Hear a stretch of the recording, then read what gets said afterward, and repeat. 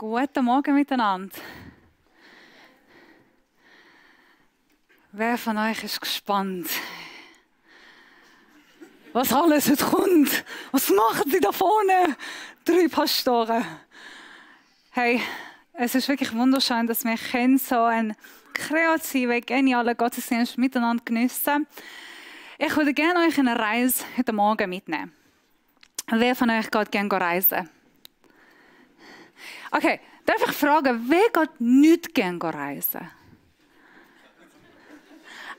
Eine Person mit einer kleinen... Wirklich? Manchmal, wir würden gerne reisen, weil wir brauchen einfach Pause. Weil wir sind müde, haben wir viel gearbeitet. Wer sagt nach 2 Wochen Arbeit, ich brauche jetzt Ferien? Und es ist genial, dass wir eigentlich in der Schweiz wohnen, weil in der Schweiz wir haben 4, 5 Wochen bis 6 Wochen Ferien, wo in Amerika nicht da ist oder in anderen Ländern. Im Iran, wir kennen keine Ferien. Was sind Ferien? Aber wir gehen reisen, weil es ist eine Zeit, eine Auszeit von Arbeiten, von der Gewohnheit, von der Normalität. Es ist etwas anderes. Ich weiss, haben wir vorher ein bisschen darüber geredet, viele gehen in die Berge. Ich bin überhaupt nicht Bergemensch, ich bin ein Strandmensch. Ich kann mir nicht vorstellen, auf Berge gehen, wo noch mehr Arbeit ist, wo noch mehr Leistung bringt, wo noch mehr anstrengend ist. Was ist los mit euch? So viel Arbeit, gehen wandern. Aber es ist wunderschön. Ich kann nur vorstellen, aber würde ich nicht erleben. Ich gehe gern am Strand, gehe ich gern zum Ruhe haben. Oder gehe ich gern in die Stadt. Ich liebe neue Sachen entdecken. Ich liebe neue Erlebnisse haben. Ich kann es mega gern in eine neue Stadt gehen, in ein neues Land. Also wenn ich in ein Land, ein Ort schon gewesen bin, dann zieht mich nicht mehr an, weil es ist nicht mehr neu. Weil ich würde gerne immer etwas neu, immer etwas anderes erleben. Und ehrlich gesagt, mit unserem Gott ist auch nicht anders. Eben, ihr geht immer zum gleichen Ort. Immer am gleichen. Wahnsinn! Der Michael und seine Frau, jedes Mal. Wo sind die in der Ferien? Schwanden. Wo gehen die in der Ferien? Schwanden. Wie war schon in der Ferien? So in Schwanden. Like, okay. Aber im christlichen Reis, als Christen sind wir auch unterwegs, als Christen tun wir auch reisen. Unser christlicher Glaube ist eine Reise. Nicht eine Reise nach Mekka und Medina, nicht eine Reise nach Jerusalem und Tempel anschauen, sondern das ganze Leben als Christ ist eine Reise. Wir sind mit Gott unterwegs. Und auf diesem Weg, und es hört nie auf. Es hört nie auf. Letzte Woche ich habe noch über das Thema predigt und heute würde ich gerne einen Recap machen. Das heisst auf Deutsch, das nochmal kurz anschauen und kurz eine Zusammenfassung machen. Aber bevor ich das mache, würde ich gerne etwas euch erzählen, eine Geschichte, die ich letzte Woche nicht erzählt habe.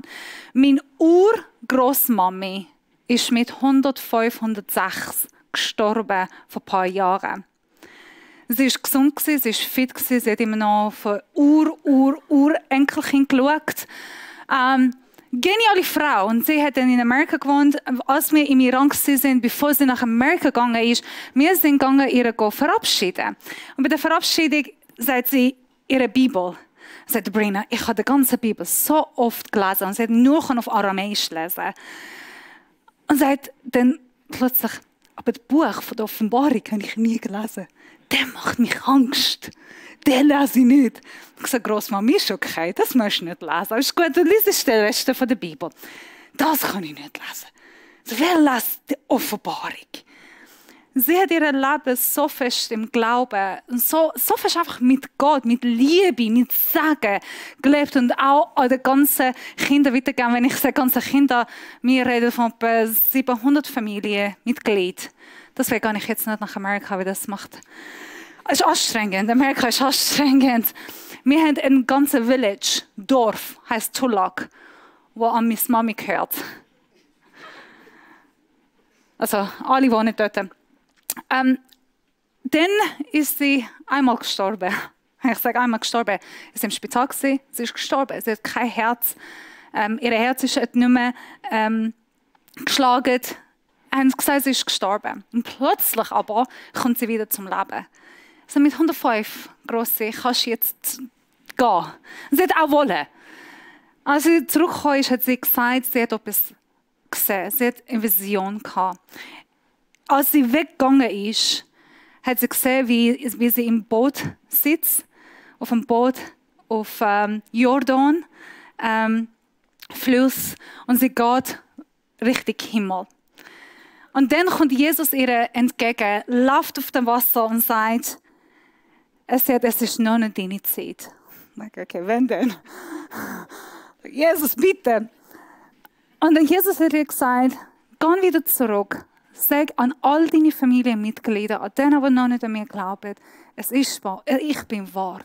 Ich bin der Herr, ich komme wieder bald. Sie müssen sich vorbereiten. Ist sie wieder zurückgekommen, hat sie das an der ganzen Familie gesagt und sie hat angefangen, das Buch von der Offenbarung mit meiner Tante zusammen zu lesen. Meine jüngste Tante, die Schwester von meiner Mutter, hat angefangen, das ganze Buch mit ihr zu lesen. Und am Schluss ist sie gestorben. Hat sie heimgehen. Wieso habe ich das erzählt? Weil die Reise, wo wir unterwegs sind, das werde ich kurz euch vorstellen. Es hat einen Anfang, aber es hört nie auf. Nicht auf die Erde und ehrlich gesagt auch nicht im Himmel. Im Himmel wird weitergehen. Noch schöner, noch besser, noch viel mächtiger. So, ob du erstmal da bist bei uns im Kreuzpunkt, herzlich willkommen. Sehr schön, dass du da bist. Oder du bist schon da seit 40, 50, 60 Jahren, weiss ich nicht. Genial. So schön, dass du da bist. So gut, dass wir miteinander unterwegs sein an dieser Reise. Und dass wir alle in dieser Reise zusammen sind. Das ist nicht genial. Also, wenn ich reise als Christ oder als nicht als Christ und alle, die jung sind, das allererste, was ich mitnehmen werde, sind nicht Unterhosen, sind nicht Make-up, sind nicht Kleider. Das ist mein Laptop. Und klar, meine Handy. Ich habe meinen Pass vergessen, meine Identität vergessen, aber Handy werde ich nie vergessen. Und nicht nur Handy, sondern ich werde sicherstellen, dass ich WLAN habe. Dass ich Wi-Fi habe. Also jetzt, ich habe eine sehr gute Verbindung. Ich habe überall gratis in Europa und 1 Stunde in Amerika. Aber ich habe dann gefunden, es gibt Apps, wo du kannst dann noch mehr Internet haben, wenn du reist. Bin ich der Einzige, der das macht? Wo schaut, egal wo ich gehe, ich muss Internet haben. Ich brauche Directions, ich brauche einen Weg. Irgendwo muss ich das finden. Also, in allererstens, wo wir gehen, wo ich kann, und kann ich jetzt mir nicht vorstellen, ohne meine Laptop reisen. Es ist Laptop. Das ist das erste Gepäck und Handy.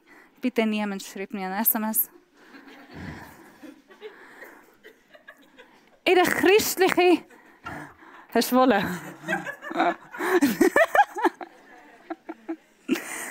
In der christlichen Reise ist es gleich.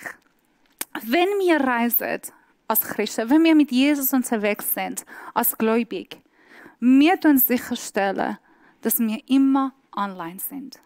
Dass wir immer verbunden sind. Vielleicht nicht miteinander, vielleicht nicht mit unserem Job, da wir alles abschalten. Der Monik hat mir gesagt, ich tue dir deine E-Mails sperren, wenn du nicht da bist. Tue ich alles blockieren, du siehst nicht, Sabrina. Tipptopp, danke Monik. Aber ich muss trotzdem online bleiben. Online bleiben, unterwegs, ist das Connection mit dem Herrn. Wenn ich reise, das allererste, was ich muss sicherstellen muss, bin ich connected. Da ich immer neu kennenlernen. Und beim Reisen kennenlernen ist mit Gott. Immer wieder neu im Kennenlernen. Immer mit ihm in Verbindung sein. Immer ihn spüren, erkennen, neu erleben. Das ist das. Wer von euch macht das? Wer von euch geht, oder braucht ihr kein Internet, kein Handy? Wie findet ihr euren Weg? Okay, das ist ein Schwande. Braucht nicht. Wer von euch nimmt immer eine Bibel mit beim Reisen? Niemand. Wow. Das gehört immer dazu. Also, eins, was meine Eltern haben mir beigebracht, hast du deine Bibel dabei? Hast du deine Bibel dabei? Überall. Egal, wo wir gegangen sind, in der Ferien, hast du deine Bibel dabei. Wieso? Weil wir haben jeden Morgen Gottesdienst gehabt. Jemand von der Familie hat predigt, jemand hat Moderation gemacht, jemand hat Worship gemacht. Und ich habe Opfer gesammelt. Als Frau, wir nehmen noch viele Sachen. Ich nehme immer meine Vitamine sehr dabei. Reis, Gepäck, Material, Dusche. Hauptsächlich, was mir mega wichtig ist, wo ich immer dabei habe, könnt ihr den Micha fragen, ist mein Spray. Das macht mir einfach so schön. Micha hasst es. Ich kann überall, das stimmt, ich mache mit ihm, wenn er stinkt. Der Spray ist immer dabei. Und wenn auch Leute stinken, dann kommt. Nein, er stinkt nicht, das stimmt nicht. Aber bei diesem Reisen, du nimmst die Material, die du brauchst, die dir helfen, sauber bleiben, gesund bleiben, vielleicht Medikamente, Sachen, die für dich helfen können. Weißt du was? Am meisten, wenn wir reisen, wir gehen weg, wir gehen in die Ferien, weil wir müssen von dem Job, wir müssen Ferien, oder wie wir sind müde. Wir brauchen einfach eine Auszeit. Vielleicht ist uns langweilig, kann auch gut sein. Wir brauchen ein neues Erlebnis, neue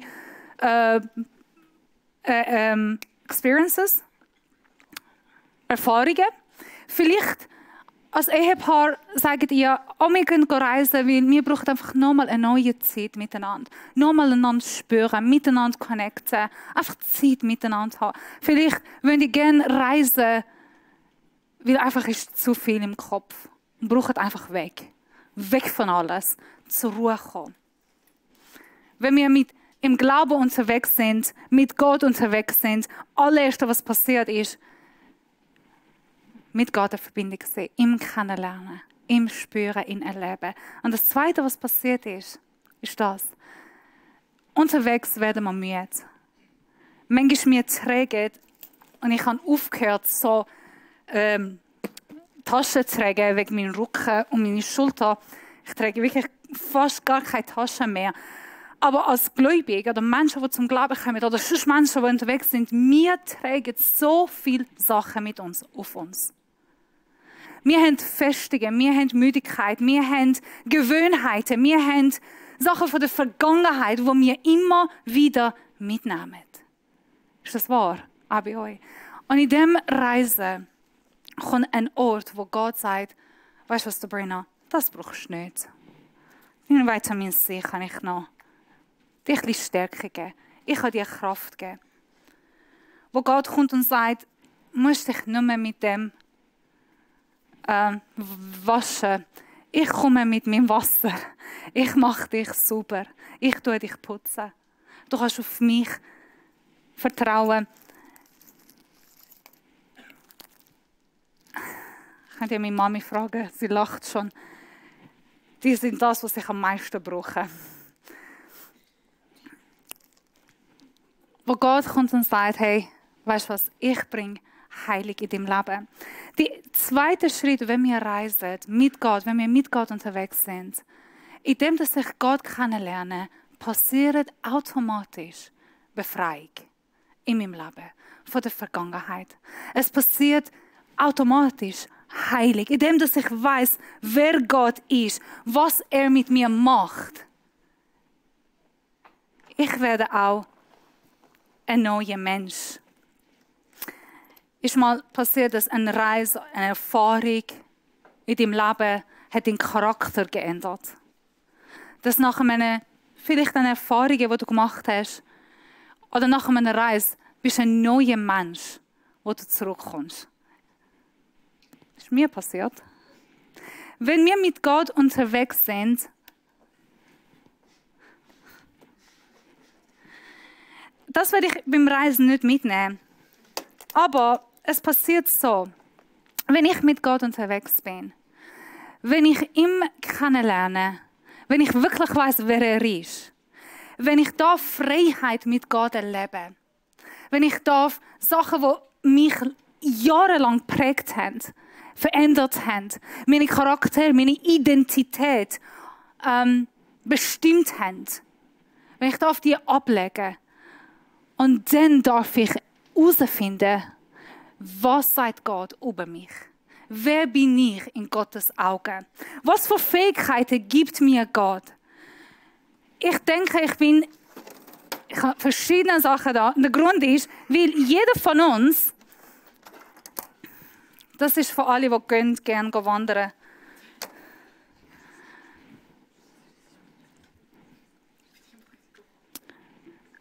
Wir können ein bisschen Sport machen.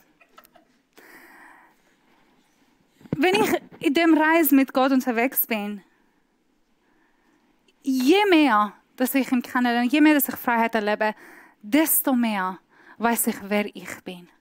Desto mehr weiß ich, wer wahre Dobrina ist. Nicht eine Dobrina, die würde gerne eine Fassade haben oder eine Maske haben oder etwas vorspielen. Nicht gerne Dobrina, die hat eine Idee, eine Illusion, wer ich würde gerne sein, sondern kommt Gott und er sagt, Dobrina, ich sage dir, wer du wirklich bist. Er sagt, du bist nicht der Person, die deine Eltern gesagt haben, oder der Person, die du in der Schule gelernt hast, oder du bist nicht, die Bedeutung in deinem Leben kommt nicht von deiner Ausbildung, von deinem Job, von deiner Position, von deiner Familie, sondern es kommt von mir. Und Gott fängt an, mir verschiedene Gaben zu geben. Verschiedene Bestimmungen. Vielleicht ist es ein Handwerk, vielleicht ist es da, um Menschen zu helfen, Menschen unterstützen, da stehen voreinander. Vielleicht ist mehr aktiv, Sportler, Menschen, die gerne wandern, mit anderen Menschen unterwegs sind, einander helfen.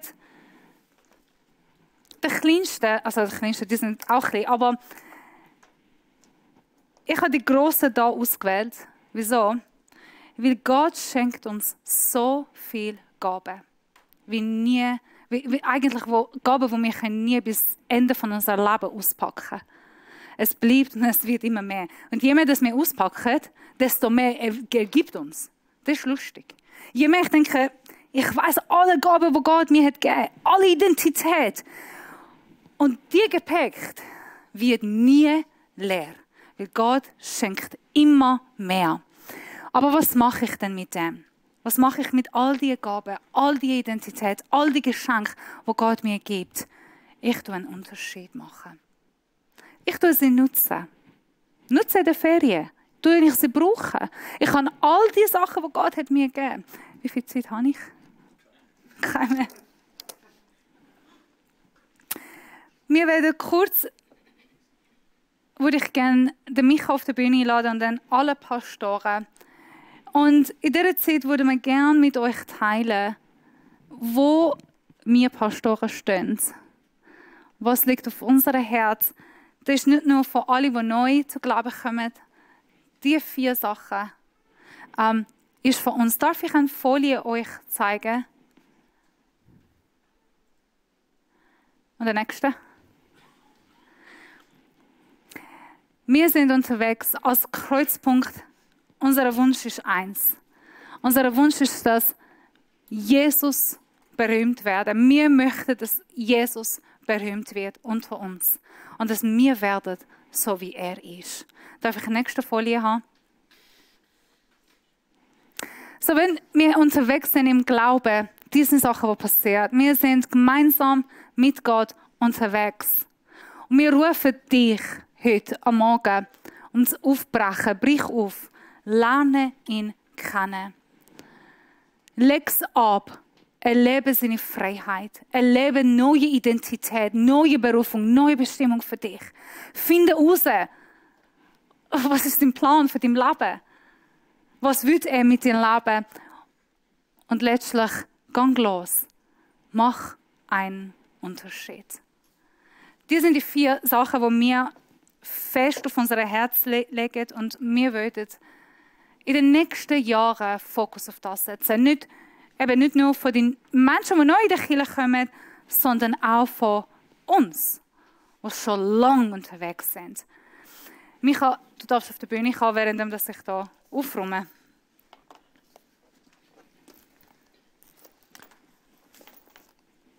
Um das wird es gehen in der nächsten Zeit und in den nächsten Jahren.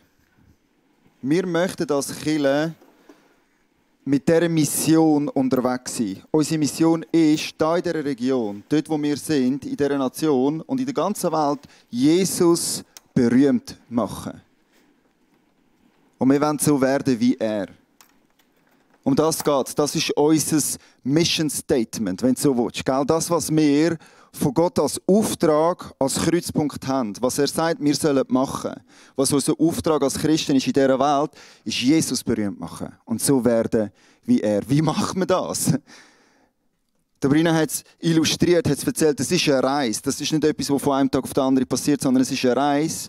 Und die Reise haben wir in 4 Schritte eingeteilt. Und mit diesen 4 Schritten möchten wir unterwegs sein. Und in diesen 4 Schritten möchten wir alle wachsen. Wir wollen helfen, dass Menschen aufbrechen können auf eine Reise mit Jesus. Dass wir ihn alle, ob du schon 20 Jahre mit ihm unterwegs bist oder ob du ihn noch gar nicht kennst, dass wir alle dürfen Gott besser kennenlernen. Dass es eine Begegnung gibt mit Gott. Das Zweite ist, wir möchten erleben, wie Menschen da im Kreuzpunkt Freiheit erleben. Wie alter Ballast, der irgendwie halt im Verlauf des Lebens aufgeladen worden ist, wie das da abgeleitet werden und wie Menschen können erleben, was wirkliche Freiheit in Jesus bedeutet. Und der dritte Schritt, wir möchten herausfinden, miteinander, was für Pläne und Vergaben Gott uns gegeben hat und für uns bereit hat. Und der 4. Schritt, wir alle sind berufen, unterwegs zu sein mit ihm und einen Unterschied zu machen, dort wo wir sind. In unseren Familien, in unseren Arbeitsbereichen, wo wir sind. Um das wird es gehen. Und wir haben jetzt gedacht, anstatt dass wir ein gutes Plädoyer vorbereiten, je nachdem, was für Charaktertypen da drin sind, oder die Optimisten finden, yeah, so cool, ich bin dabei, genial. Die Pessimisten finden, das funktioniert ja eh nicht. Was gibt es noch? Die Analysten analysieren, ja, aber da fehlt doch zwischen Schritt 2 und 3 fehlt doch noch der 2,5. Schritt. Und es gibt so viele verschiedene Reaktionen und Möglichkeiten, wie wir jetzt auf das reagieren können. Und anstatt dass wir jetzt eben da ein gutes Plädoyer wollen euch geben, haben wir gedacht, wir machen heute Morgen mal etwas Spezielles, etwas, was wir noch nie gemacht haben. Wir machen eine Herzenskonversation. Einfach ein Gespräch, wo ich den Hermann und Sabrina dazu einladen. Und wir möchten euch einfach von unserem Herz erzählen, wieso das ist oder wieso dass wir auf diese 4 Schritte gekommen sind. Was das mit uns macht und was unsere Überlegungen sind. Auf das ihr euch vorstellen könnt, was erwartet euch und um was wird es gehen in Zukunft hier im Kreuzpunkt. Das ist recht wegweisend heute am Morgen. Und anstatt dass wir das jetzt euch irgendwie gut verkaufen, möchten wir euch einfach aus unserem Herz erzählen und teilen, wieso eigentlich genau. Und ich habe das Privileg, mit diesen 2 Menschen das Gespräch heute Morgen zu leiten.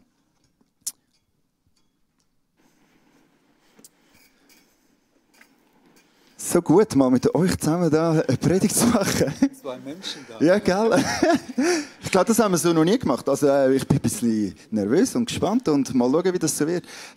Ja, wir haben ganz viel Zeit miteinander verbracht und wir haben nicht übertrieben Stunden, Tage, Monate, Jahre in das investiert. Und das ist jetzt das Resultat, gell?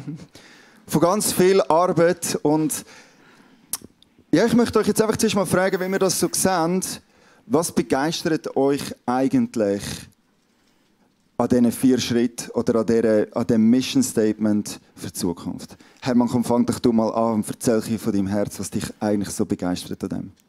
Es ist schön, dass wir gemeinsam hier vorne sein können. Manche gucken so, was kommt jetzt hier auf uns zu? Erstmal entspannt euch mal. Ihr müsst nicht mehr schuften, mehr machen, mehr Hingabe. Das ist nicht unser Thema. Ne? So, die Frage für mich ja, was begeistert mich an dem Ganzen? Ich bin sicher, es ist nicht eine neue Idee. Wir sind gegen neue Ideen im Sinn von, wir haben das Neue entdeckt oder so, sondern die Herausforderung heutzutage, und ich bin mit verschiedenen Gemeinden und Pastoren hier unterwegs, die Herausforderung, die sich viele Leute stellen, um was geht es wirklich im Gemeindeleben?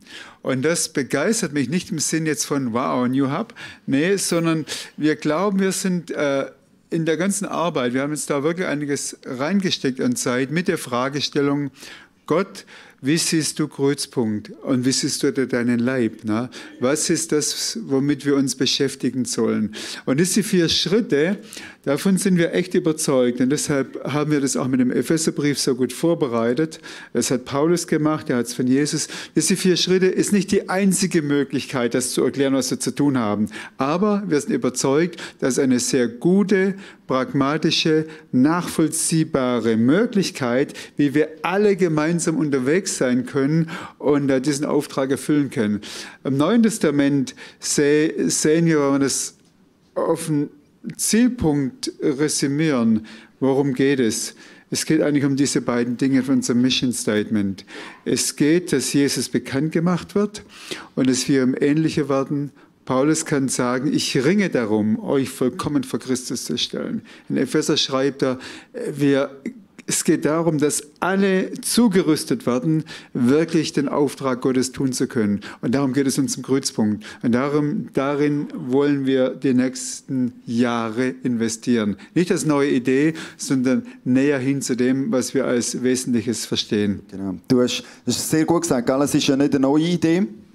Ein Lehrer von mir hat das mal sehr gut auf den Punkt gebracht. Er hat gesagt, schau, wenn du als Christ nach 2000 Jahren mit einer neuen Idee kommst, die vorher noch niemand hatte, ist es wahrscheinlich Häresie.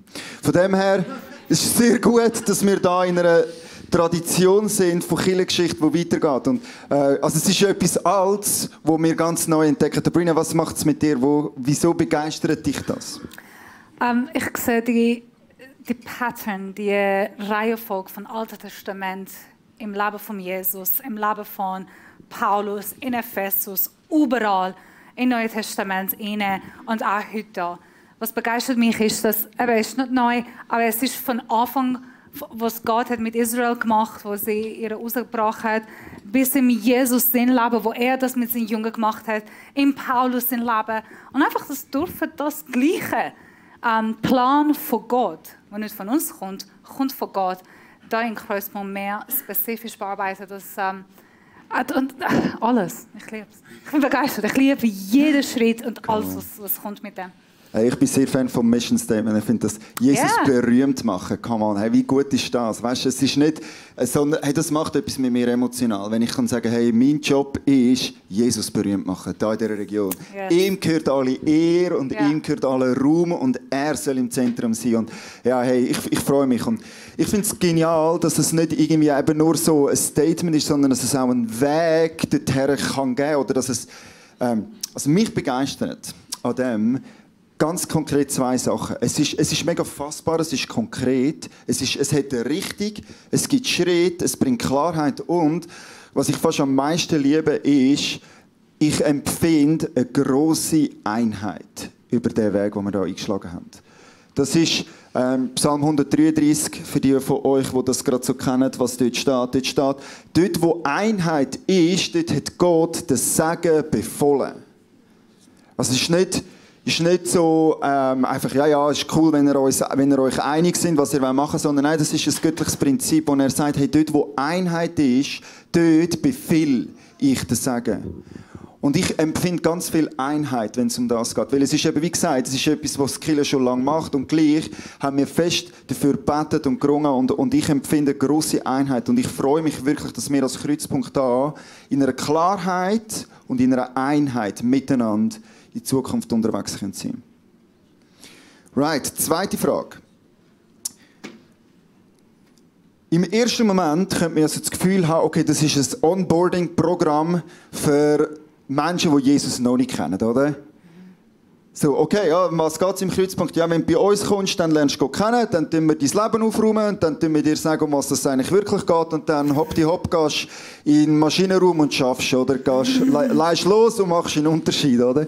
Eigentlich können wir im ersten Moment haben, das Gefühl haben, okay, das ist so ein bisschen wie eine Fliessbandarbeit für Menschen in dieser Region, die Jesus noch nicht kennen, oder? Und darum möchte ich euch jetzt mal fragen, so ganz persönlich, hey, wo sind ihr konkret gerade selber so dran in diesen Schritt in eurem Leben? Sabrina, du fängst an. Bei dem ersten Schritt jetzt gerade. Ich bin neu, Gott einfach neu kennenlernen in meinem Leben. Und er tut sich im Moment wirklich anders mir zeigen, wie nie vorher. Hauptsächlich, was ich in der letzten Zeit erlebt habe, ist, dass Gott weckt mich auf am Morgen. Wir machen ein Seminar, Hilfe, ich habe ein Schaf. Und in diesem Seminar haben wir gelernt, wie kann man Gott begegnen, wie kann man Gott besser hören, wie kann man sensibel sein. Und ich habe verschiedene Übungen gemacht. Und eine von diesen Übungen, die haben wir nicht in der Kirche gebracht, aber ich habe es angefangen zu machen, um in der Kirche zu bringen, ist, dass du stehst auf, bevor die Sonne aufgeht und du hast einfach in dem Stillen. Die Idee ist, dass es darf dunkel sein, still sein, Ruhe sein, bevor die Tage anfängt, den Tag und das ganze Zug anfängt. Und in dem Stillen fragst du Gott, was willst du mir sagen? Alle, die mich kennen, wissen, ich bin nicht eine frühe Menschperson. Und ich musste mit Alarm aufstehen. Und dann jedes Mal bin ich aufgestanden und gefragt, okay Gott, was willst du mir sagen? Red mit mir. Und dann habe ich voll eingeschlafen. Zweiten Tag gleich gemacht, aufgestanden, also ich stehe wach, Gott, sprich in Ruhe, Silence, schlafe ich ein. Dritten Tag genau gleich. Und dann, nach ein paar Wochen, habe ich gedacht, das ist nicht meins. Das ist nicht mein Stärke, ich schlafe ein. Und die Idee ist wirklich, dass du bleibst in der Dunkelheit und das Licht anmachst. Und sobald das Licht da ist, okay. Also, Wochen später, ich habe ein paar Mal geübt und es ist nichts passiert. Wochen später weckt Gott mich auf. Ich sage, okay, nice, endlich. Gott, was willst du mir sagen? Nichts. Schlafe ich wieder ein. Und den nächsten Tag wieder. Und den nächsten 3 Mal ist passiert. Und endlich habe ich gesagt, Gott, entweder redest oder lass mich schlafen. Und am 4. Tag wacht er mich auf und er sagt, etwas sehr persönlich. Etwas, was hat für mich mein Leben geändert in dem Moment. Es war für mich ein enormes Wort gewesen. Ein Wort. Er sagt, der Höhepunkt von deinem Leben fängt jetzt. Ich bin so enttäuscht gewesen. Ich habe gedacht, mein Höhepunkt vom Leben ist dann, wenn ich bin in Amerika mit 110 Präsidenten in einem Zimmer, wo sie meine Handarm genannt haben. Sabrina, wir müssen mit dir reden, Präsidenten.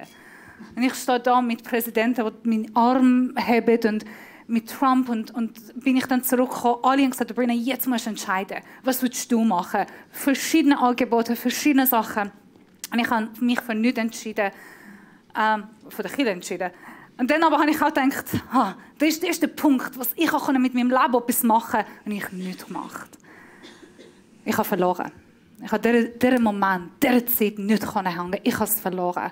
Und dann, jetzt, wo eigentlich die schlimmste Zeit von meinem Leben ist, meine ich, bis jetzt, wacht Gott mich auf und sagt, jetzt, wo du zerbrochen bist, jetzt, wo der schlimmste Moment von deinem Leben ist, das wird der höchste Moment von deinem Leben. Jetzt baue ich Sabrina. Und es ist like, wow. So, ich kann viel mehr erzählen, aber ich höre auf. Ich bin an der erste Punkt, wo Gott sich einfach neu mich wieder zeigt und ich darf ihn neu wieder erleben. Ja, Hermann, jetzt darfst du. Ich bin eigentlich bei allen 4 Schritten unterwegs. Aber okay, ich denke, wenn man mal mehr als 5 Jahre mit Jesus unterwegs ist, denke ich, dass wir dann mehr und mehr den Schwerpunkt auf Gang loslegen. Ne? Weil ich denke, Gott gibt uns so viel, dass wir sagen, Gott, was mache ich damit? Und mein Hauptgebet über die letzten Jahre war, Gott, hilf mir, Sibylle, und uns gib uns Gnade, dass wir immer mehr verstehen, wie wir effektiv sein können. Und das ist ein gefährliches Gebet, weil das bringe ich erstens zum ersten Schritt zurück. Ich merke dann oft, kurze Unterbrechung, was Micha eben gesagt hat, das ist nicht ein Programm jetzt für Neue, sondern das ist der Versuch, das gesamte Leben mit Jesus zu umschreiben, zu beschreiben, wie wir da unterwegs sein können. Also, du betest, Gott hilft, dass ich effektiver werde. Und das heißt dann für mich manchmal, ich merke, oh Gott, damit ich was weitergeben kann, brauche ich neue Begegnungen mit dir.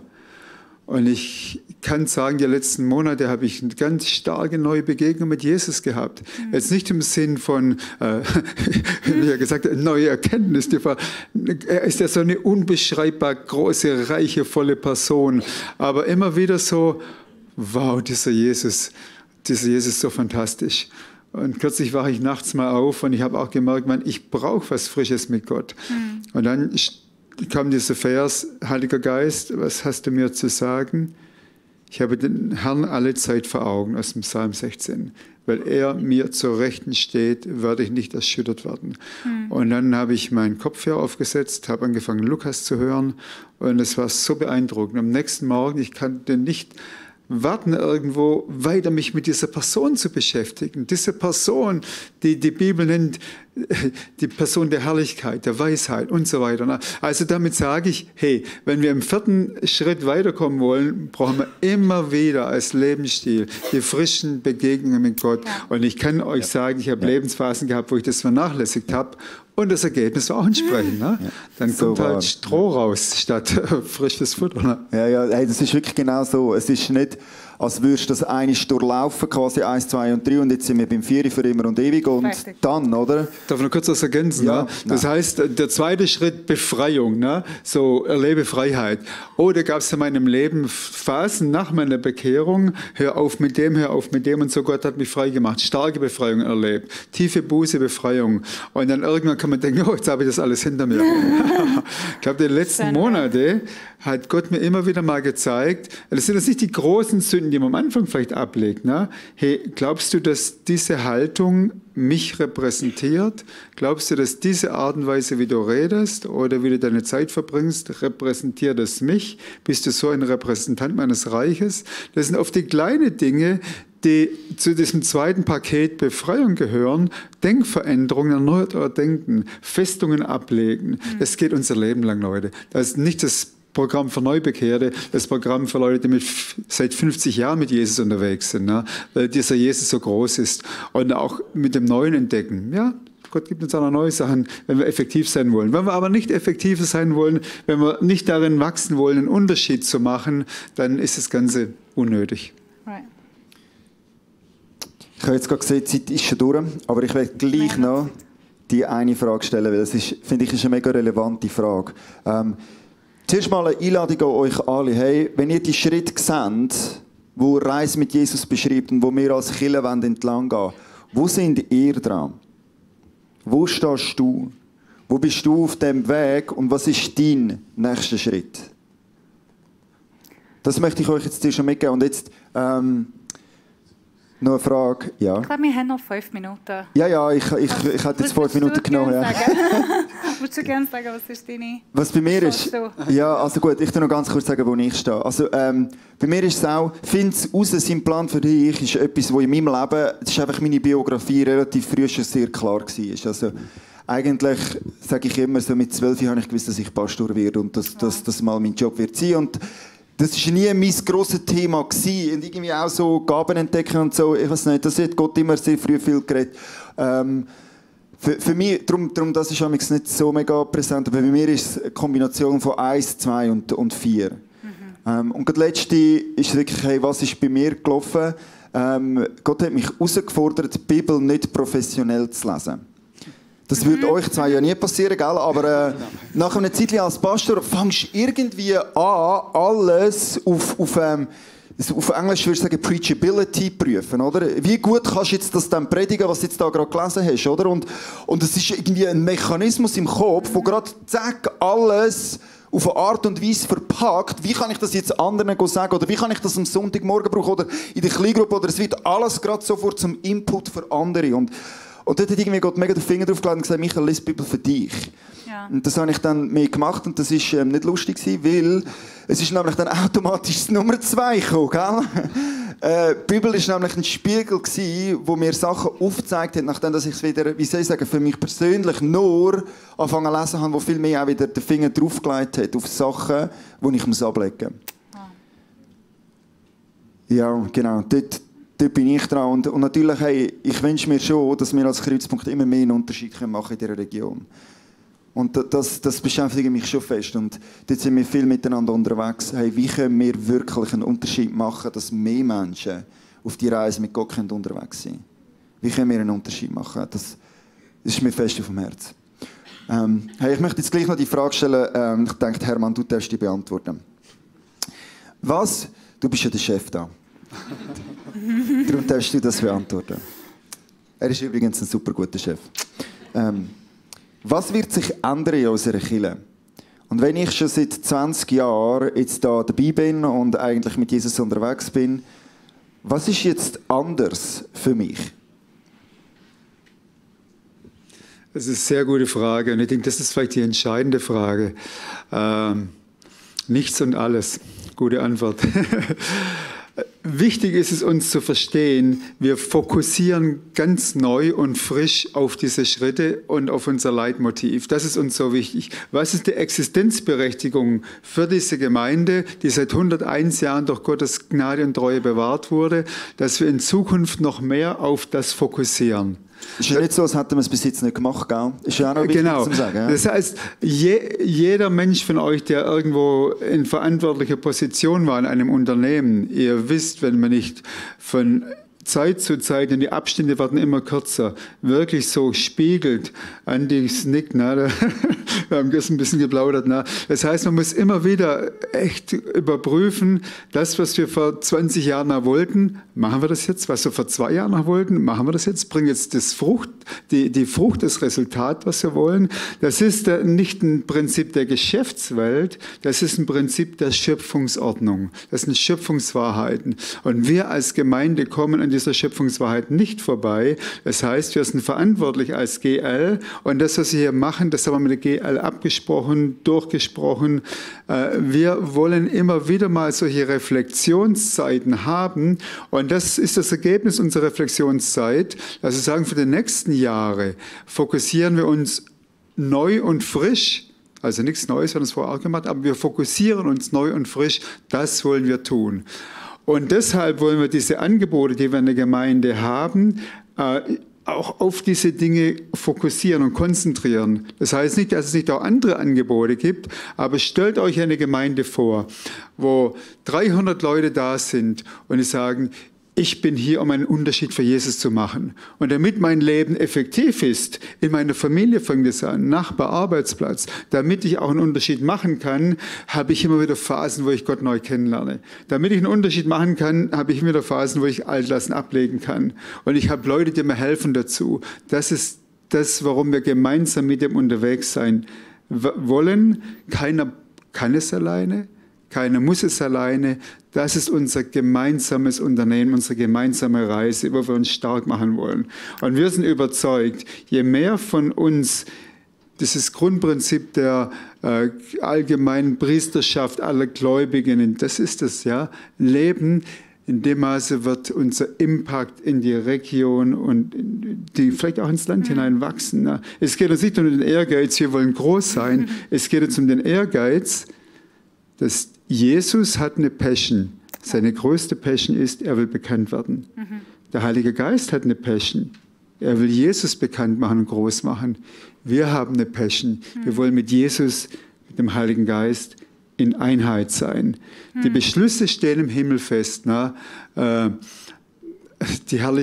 wird die Welt mit Herrlichkeit füllen. Ein anderer Beschluss, der Beschluss steht fest, dem Herrn Jesus gehören die Nationen als Erbe, weil er einen solchen Preis bezahlt hat. Und wir sind von diesen himmlischen Beschlüssen, Dekreten einfach angefressen. Sagen, das glauben wir, was im Himmel beschlossen ist. Und wir brauchen nicht was Besseres beschließen, sondern wir beschäftigen uns mit diesen Beschlüssen des Himmels, mit dem, was Ratschluss ist, mit dem, was Pläne sind. Wir sagen, wir wollen mit und wir wollen, dass Jesus berühmt gemacht wird. Das ist seine Passion, unsere Passion. Und wir gehen mit dem Heiligen Geist und mit Jesus mit und es wird geschehen. Vielleicht darf ich etwas kurz sagen. Die detaillierten Infos, also mehr Infos, wie es genau wird sein und wie es aussieht, ab nächstes Jahr werden wir in der GA an dieser Woche euch präsentieren. Am Dienstagabend, 26. Genau. Also wir machen nichts Neues, aber wir machen es strukturierter und fokussierter. Mit viel Passion. Mit viel Passion. Hey, ich danke euch mega vielmals für euch ein Gespräch. Danke. Und ich möchte jetzt mit uns beten und nachher machen wir genau das. Nachher machen wir Jesus gross. Nachher steigen wir in eine Zeit vom Lobpreis und dann tun wir uns selber und dieser Welt zusingen, wie genial unser Jesus ist. Und als Abschluss von diesem Gespräch möchte ich jetzt mit uns zusammen beten.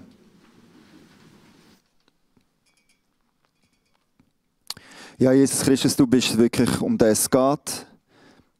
Du bist es, mit dem wir unterwegs sind und auf dem wir hingehen, Jesus. Und wir wollen dir wirklich sagen, wir leben dafür, dass du berühmt wirst in dieser Region, dass du berühmt wirst in unserem Land. Und wir leben dafür, um dir immer ähnlicher werden, Jesus. Wir geben dir einfach all das her, wir geben dir die Zukunft vom Kreuzpunkt her, wir geben dir alle Entscheidungen, wir geben dir alle Leben im Kreuzpunkt her, Jesus. Es gehört dir und es ist unterwegs zu dir hin. Und wir wollen jetzt uns einfach eins machen, im Lobpreis, wir wollen eins werden in der Verkündigung und in der Verherrlichung von deiner Person, Jesus. Und alle, die einverstanden sind, dürfen mit mir zusammen sagen, Amen. Amen.